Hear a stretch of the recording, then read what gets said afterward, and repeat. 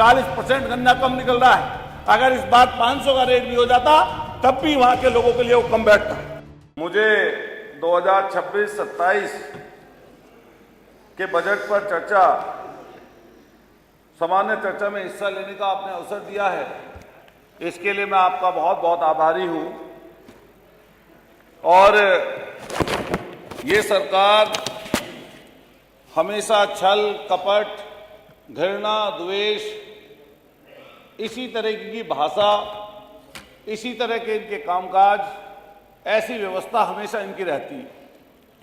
ये पूरा का पूरा बजट, जब से हम लोग आए हैं, हम लोग 5वां बजट देख रहे हैं मान्यवर, हमेशा हर साल कहते हैं कि 13% बढ़ गया, कभी कहते हैं 14% बढ़ गया, कभी कहते हैं 15% बढ़ गया, और पूरी तरीके से झूठ पर आधारित, आंकड़ों में उलझाने वाला ये ऐसा बजट फिर सरकार पुनः लेके आई है। मान्यवर, अगर हम पिछले साल के बजट के आंकड़ों पर अगर थोड़ा सा प्रकाश डालें तो जो मैं मुख्य बजट हैं जो पिछली बार इन्होंने विभागवार रखे हैं, उनके बारे में अगर बताऊं तो ऊर्जा विभाग में इन्होंने 64,435.20 का बजट रखा, जिसमें इन्होंने जो मिला है बजट वो लगभग 20,000 करोड़ कम मिला, 44,478 करोड़ मिला है। साथ साथ ये टोटल खर्च कर पाए 63%। ये एक ऊर्जा विभाग की आपकी बात है। आवास पर अगर बात पर करें हम लोग तो मात्र 39% ये खर्च कर पाए हैं। अगर कृषि की बात हम लोग करें तो ये मात्र 55% खर्च कर पाए हैं। अगर हम लोग खेल विभाग पर बात करें तो ये लोग कुल मात्र 61% खर्च कर पाए हैं। गृह विभाग पर अगर पता करें तो मात्र 32% खर्च कर पाए हैं। और जो सबसे महत्वपूर्ण शिक्षा और स्वास्थ्य विभाग का विषय है, उस पर ये 54% खर्च कर पाए हैं। नियोजन प्लानिंग जो कमीशन है, नियोजन विभाग है, उस पर मात्र इनकी देखते ही बनती है 14% मात्र इन लोगों ने खर्च किया है। अगर किसी भी विभाग का माने और उठा के देख लें बजट, तो सारा मिलाकर 40 से 50% ही ये सरकार बजट खर्च कर पाई है। 17 से लेकर अब 27 तक ये भारतीय जनता पार्टी का विदाई बजट है। भाजपा की सरकार का ये विदाई बजट इस बार इन्होंने आखिरी समय पड़ा है। जनता इनके छलावे में, जनता इनके जो भटकाओं में, जनता इनकी आंकड़ेबाजी से इस समय व्यतीत है और इनको पीछे इस समय छोड़ने का काम करेगी।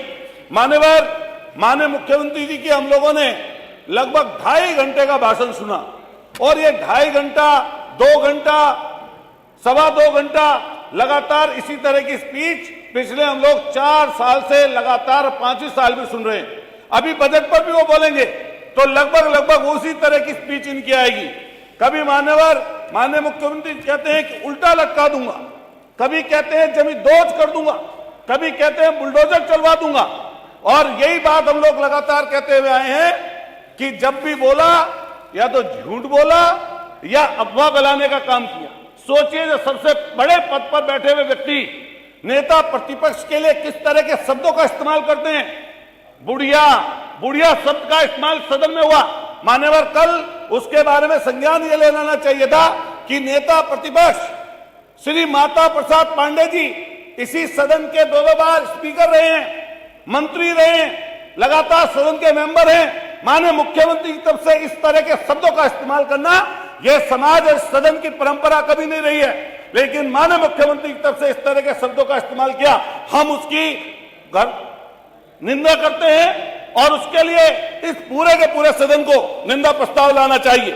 ये लगातार आंकड़ेबाजी की बात करती है सरकार, लेकिन आप नजदीक से उठा कर देखिए कि जल जीवन मिशन क्या हो रहा है। उसमें बजट तो ले आए, लेकिन आपके खुद के विधायक, आपके मंत्री जी को बीच रास्ते में रोककर क्या फजियत हुई है पूरी सरकार की। अब इसको फजियत मानो या मत मानो, और सारे विधायकगण जितने यहां पर बैठे हैं, पूरे प्रदेश में 403 विधायक हैं। किसी गली में चले जाइए, किसी मोहल्ले में चले जाइए, किसी पानी की टंकी को जाकर देख लीजिए। मथुरा में टंकी फट गई, कोई उसके नीचे दबके मर गया आदमी। और किसी जगह पर भी, किसी जगह पर चले जाइए, किसी जगह पर कैसा भ्रष्टाचार का आलम है। जो ठेके ले गए गुजरात के लोग गुजराती और उन ठेकों के बाद में दूसरा, तीसरा, चौथा, पांचवें नंबर पर अनस्किल्ड व्यक्ति वहां पर काम कर रहा है, जिस कारण से ये पूरी की पूरी योजना भ्रष्टाचार में चली गई। मान्यवर, मैं आपके माध्यम से ये कहना चाहता हूं कि जो हमारे समाज के वंचित हैं, शोषित हैं, कमजोर हैं, पिछड़े हैं, दलित हैं, अकलियत के लोग हैं, ये पूरा का पूरा बजट उनके खिलाफ का बजट है। और अगर जाकर नजदीक से देखें, बोलती सरकार कुछ और है, जब जमीन पर बजट जाता है तो जमीन पर वो कहीं कमजोर और गरीब के नजदीक नहीं पाते हम लोग। और यही बात हम लोग यहां पर आपसे कहने आए हैं कि किसी जगह चले जाइए, हम गन्ने के क्षेत्र के रहने वाले लोग हैं, जहां पर गन्ना होता है 30 रुपया बढ़ा दिया, लेकिन हालत जाकर देखिए वहां गन्ना किसान की क्या है। वहीं ढुलाई के दाम बढ़ा दिए, वहीं आपके और जो महंगाई की चीजें हैं, कोई ऐसी चीज नहीं है जो बढ़ ना गई हो। और इस समय प्राइस वार छूटने वाला है, 40% गन्ना कम निकल रहा है।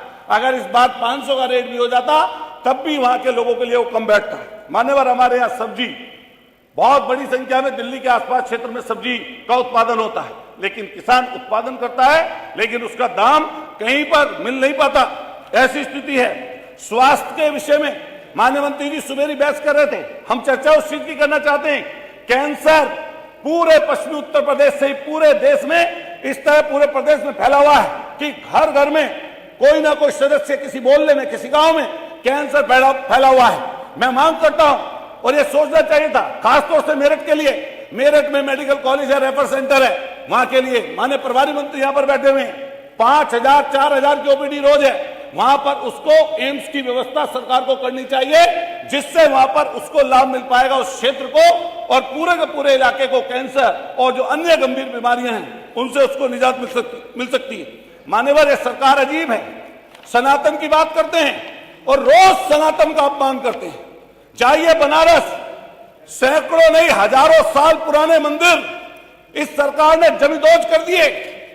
आपका समय हो गया है।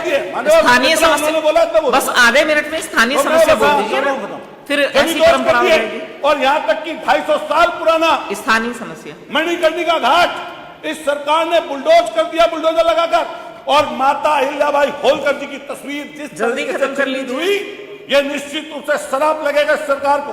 कौन जाने जब कुंभ आया और कुंभ में सैकड़ों लोगों की जान गई, हमारे मान्यता जिनकी है हिंदू समाज में, सनातन में, शंकराचार्य जी की, अयुक्तेश्वरानंद जी की, उन्होंने कुंभ में इनकी दुर्दशा को उजागर कर दिया। समय हो गया है ना, दुर्दशा को उजागर कर दिया, लेकिन आज हुआ क्या?